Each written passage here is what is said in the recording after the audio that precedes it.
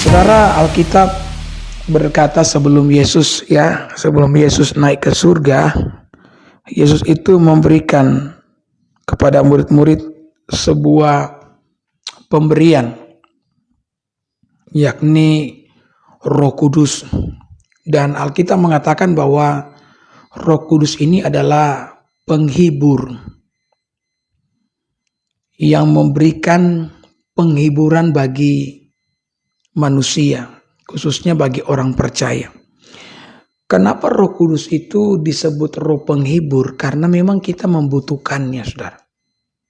Manusia itu membutuhkan hiburan. Kalau kita melihat sekarang yang namanya hiburan ini jadi bisnis, betul ya? Bisnis miliaran dolar yang di dalamnya bergerak uang yang tidak sedikit. Saya kasih contoh, televisi. Ya. Televisi ini adalah salah satu hiburan yang bertahan sampai sekarang. Walaupun kebanyakan kita sudah memiliki handphone, ya kan? Yang dimana juga handphone ini merupakan hiburan ya.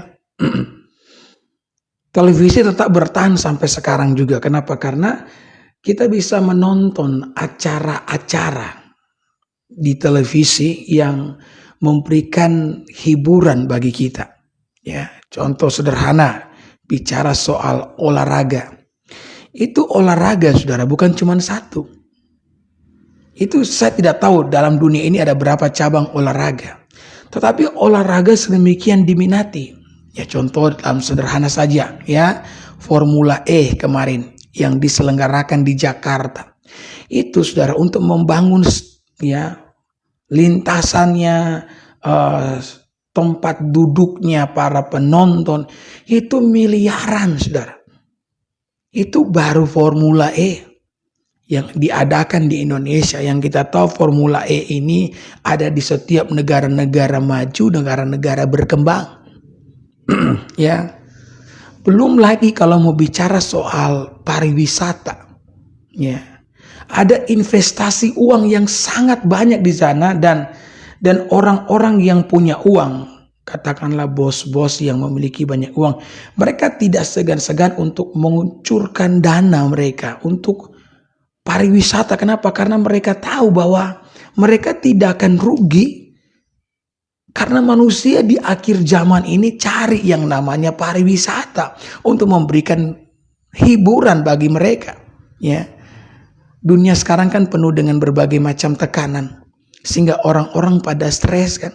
Sehingga orang-orang mencari yang namanya hiburan. Zaman dulu belum ada yang namanya stand up comedy. Ya. Kalaupun sudah ada, tidak sebanyak sekarang. Tetapi lihat stand up comedy banyak di mana-mana. Di televisi, di handphone, pada bermunculan di Facebook, Instagram, YouTube, TikTok. Ya, bermunculan ya aplikasi-aplikasi seperti YouTube ini, ya Instagram, apalagi yang sekarang yang lagi viral TikTok. Hampir semua generasi menggunakan TikTok, baik orang tua, ya kan, pemuda, remaja, bahkan anak-anak pun menggunakan TikTok. Belum lagi saudara-saudara game-game online. Iya kan? Dan hal itu benar-benar membawa keuntungan bagi setiap mereka yang menciptakan itu. Kenapa?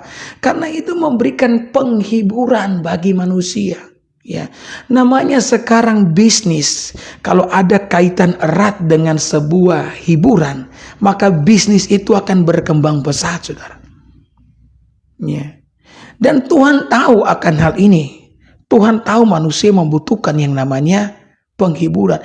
Makanya ketika Yesus naik ke surga, dia berkata kepada murid-murid, tunggu di Yerusalem, karena aku akan mencurahkan Roh Kudus. Dan Roh Kudus ini adalah roh penghibur. Amin. Roh penghibur. Kita menghadapi berbagai macam hal dalam hidup, sehingga kita membutuhkan yang namanya penghiburan. Engkau mungkin berkata, pendeta, apa saja yang kita hadapi? Banyak. Kita menghadapi kehilangan. Kita menghadapi yang namanya kegagalan. Kita menghadapi yang namanya kekecewaan. Yang dimana semuanya ini membutuhkan yang namanya penghiburan. Ya. Kita mengalami hal-hal yang tidak kita inginkan. Ridwan Kamil kemarin kehilangan anak, mau ambil S2. Jadi Ridwan Kamil ini kan gubernur Jawa Barat ya. Anaknya itu Emeril pergi ke Swiss untuk ambil S2, mau cari beasiswa di sana. Tapi apa daya, ya mereka pergi berempat, satu keluarga saudara-saudara ya. Pulang ke Indonesia tinggal 3 karena Emeril tenggelam di Sungai Are. Dan saya percaya ini merupakan sebuah kehilangan yang sangat besar bagi orang tua. Ya, kalau anak kehilangan bapak disebut yatim, kehilangan ibu disebut piatu, kehilangan kedua-duanya disebut yatim piatu. Tetapi tidak ada istilah bagi orang tua yang kehilangan anak. Kenapa? Karena kehilangan itu sedemikian dalam. Saking dalamnya kehilangan tersebut, maka tidak ada nama untuk itu, saudara. Ya, kalau misalkan anak kehilangan orang tua, maka dia akan kehilangan masa lalunya kan. Masa lalunya yang manis, masa lalunya yang indah bersama dengan orang tuanya, dia kehilangan itu. Tetapi kalau orang tua kehilangan anak, rasanya orang tua itu kehilangan masa depan. Maka banyak di antara kita yang sulit menanggulangi kehilangan kita. Ya. Kita menangisi kehilangan kita dan kita menyadari memang bahwa manusia tidak pernah diberikan, ya, kita tidak pernah diberikan hak untuk memiliki atas hidup ini. Tapi kita hanya dikasih hak untuk menikmati. Jadi semua yang engkau miliki pada hari ini itu cuma barang titipan. Ya, yang walaupun ada yang berdoa, Tuhan, kalau semuanya hanyalah titipan, tolong titip yang banyak buat saya. Ya, walaupun memang ada orang yang berdoa seperti itu, tapi kita menyadari semua hal yang kita miliki, baik yang tidak bergerak maupun yang bergerak, itu adalah titipan. Semuanya milik Tuhan yang suatu hari nanti akan diambil daripada kita. Sehingga manusia rentan dengan yang namanya kehilangan. Sehingga di tengah-tengah setiap kehilangan yang kita miliki, kita membutuhkan penghiburan daripada Roh Kudus itu sendiri. Ya, kita dimampukan, kita dikuatkan, kita mampu move on, kita mampu untuk melepaskan, kita mampu untuk legowo, ya. Kita mampu untuk mengikhlaskan. Semua itu dapat kita lakukan, dapat terjadi karena ada Roh Kudus, sumber penghiburan yang bekerja di dalam hati setiap kita. Amin. Ya. Roh Kudus memberitahukan kepada kita bahwa kematian itu bukanlah segala-galanya. Ya. Karena Alkitab berkata bahwa ketika manusia mati ada kehidupan di balik kematian. Dan ini menjadi penghiburan bagi kita yang dikerjakan oleh Roh Kudus, Bapak Ibu. Ya. Apalagi kita mengalami yang namanya kegagalan dan kita benar-benar terpuruk dengan itu. Maka saya mau berkata, Roh Kudus memberitahu kepada kita, jangan kecewa. Ya, jangan merasa putus asa. Karena yang gagal itu adalah usahamu, bukan hidupmu. Yang hancur itu adalah rencanamu, bukan masa depanmu. Ya, Alkitab berkata bahwa dalam Yeremia pasal 29 ayat 11, aku ini tahu rancangan apa yang ada padaku mengenai kamu. Demikianlah firman Tuhan, yakni rancangan damai sejahtera untuk memberikan kepadamu hari depan yang penuh dengan harapan. Ya, kita bisa mempercayai itu, menerima itu di dalam hati dan jiwa kita. Kita yakini, kita percaya bahwa ada masa depan atas setiap kita. Itu bisa terjadi karena Roh Kudus juga yang menerjemahkan dalam kehidupan setiap kita. Saudara, firman Tuhan ini tanpa Roh Kudus tidak akan pernah terilhami. Ya. Firman yang dihembuskan dengan kuasa Roh Kudus itu akan mengerjakan sesuatu dalam batin setiap manusia. Semua kita ini tidak baik-baik saja. Masing-masing kita itu ada pergumulan. Ya, kadang-kadang kita mengalami kegagalan, tetapi kegagalan itu bukanlah segala-galanya. Ya, karena hidup dan masa depan kita itu ada di tangan Tuhan. Iblis bisa menghancurkan rencana kita, ya.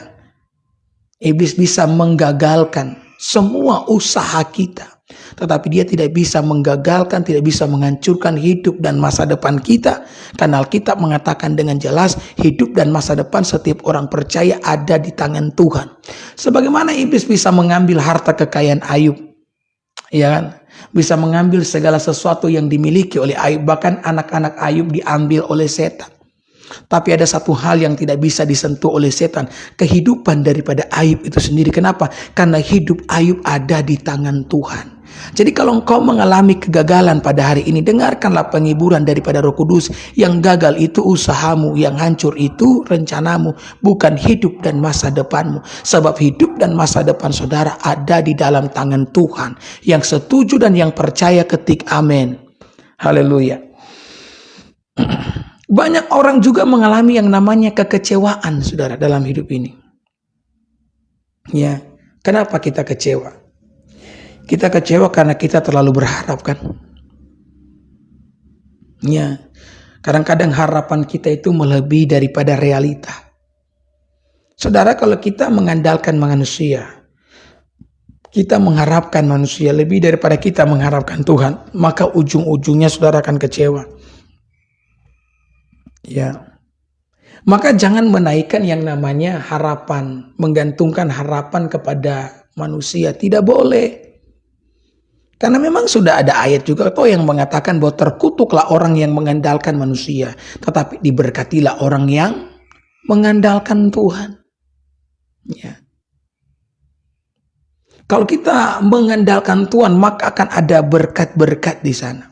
Ya. Tapi kalau kita mengharapkan manusia, kita akan kecewa. Karena manusia dalam dunia ini ada dua jenis. Yang pertama, mereka yang mau menolong kita, tapi apa daya mereka tidak mampu. Pertolongan terjadi apabila ada kemauan dan ada kesanggupan. Ya. Mereka bisa saja mau menolong kita, mereka mengasihani kita, mencintai kita, katakanlah keluarga, kerabat kita, tapi apa daya mereka tidak mampu. Karena setiap orang juga punya pergumulan masing-masing. Saudara katakanlah mau pinjam duit nih, ya, dan tiba-tiba keluarga yang dimana engkau pinjam duit tidak bisa kasih pinjam. Jangan saudara marah kepahitan kepada mereka, karena mereka juga mungkin punya sesuatu, punya pergumulan, dan mereka butuh duit untuk pergumulan yang mereka alami. Ya, sehingga kadang bagi mereka saja tidak cukup, apalagi mau menolong kita. Ya kan? Dan kadang-kadang kita kecewa nih, betul ya. Kadang-kadang juga saudara-saudara ada orang memang yang mampu, tapi mereka tidak mau. Ya apa daya, kita tidak bisa memaksakan kemauan orang. Ya, kadang-kadang Tuhan menempatkan kita dalam posisi yang demikian agar kita ini belajar bergantung sepenuhnya kepada Dia, kepada Tuhan, bukan kepada manusia. Engkau juga yang kecewa dengan setiap mereka yang meninggalkan saudara, yang tidak mengasihi saudara, yang tidak mencintai saudara. Ya.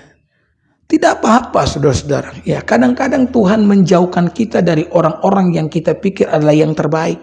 Karena Tuhan menyiapkan yang lebih baik daripada itu. Saudara, Tuhan itu mampu melihat apa yang tak dapat kita lihat.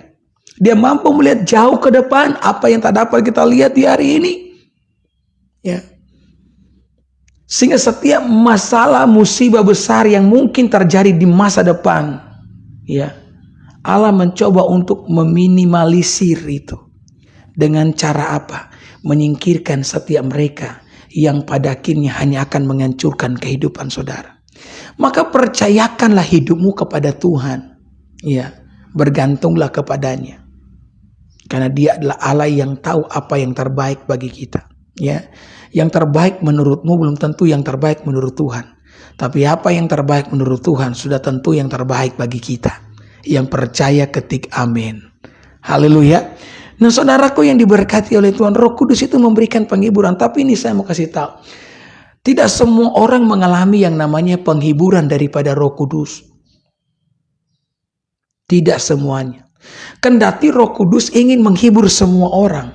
Ya, Yesus pernah pergi ke Yerusalem dan Dia menangisi Yerusalem. Dan Dia berkata dalam tangisannya, "Wahai Yerusalem, lihatlah, saya yang berusaha mengumpulkan kalian. Sama seperti seekor induk ayam yang berusaha mengumpulkan anak-anaknya. Tapi kalian tidak mau untuk ada dalam naunganku. Ya, sama juga Roh Kudus ini memberikan penghiburan tidak ke semua orang. Ya, Roh Kudus memberikan penghiburan pertama kepada mereka yang percaya kepada Yesus. Ya, karena mereka yang menerima Roh Kudus adalah mereka yang menaruh iman kepada Kristus Yesus. Yang kedua, Roh Kudus memberikan penghiburan kepada setiap mereka ya yang mengasihi Tuhan. Jadi kalau kita mengasihi Tuhan, maka Roh Kudus akan memberikan penghiburan ya kepada saya dan saudara. Coba kita lihat di dalam Yohanes pasal 14 ayat tadi ya, ayat 27. Damai sejahtera yang kutinggalkan bagimu, damai sejahtera kuberikan kepadamu, dan apa yang kuberikan tidak seperti yang diberikan oleh dunia kepadamu. Janganlah gelisah dan gentar hatimu. Ya, memang sesuai yang saya katakan tadi, dunia menawarkan yang namanya damai, memberikan penghiburan. Tapi damai dan penghiburan yang berasal daripada dunia tidak mampu untuk masuk dan menyentuh kedalaman setiap kita. Itu hanya di permukaan saja, saudara. Ya, sementara penghiburan yang daripada Tuhan itu menyentuh sampai kepada kedalaman setiap kita, memberikan kelegaan dan memberikan yang namanya kepuasan di dalam roh kita, di dalam jiwa kita. Karena yang butuh dipuaskan ini bukan cuma tubuh kita. Ya, ada satu elemen yang penting untuk dipuaskan, yakni jiwa kita. Karena kalau jiwa kita terus ada di dalam keadaan haus, dalam keadaan gersang, maka pada akhirnya kita akan berujung kepada kebinasaan. Karena jiwa yang haus akan berusaha mendapatkan apapun untuk mengenyangkannya. Sementara untuk mengenyangkan jiwa yang haus hanyalah damai dan penghiburan daripada Roh Kudus.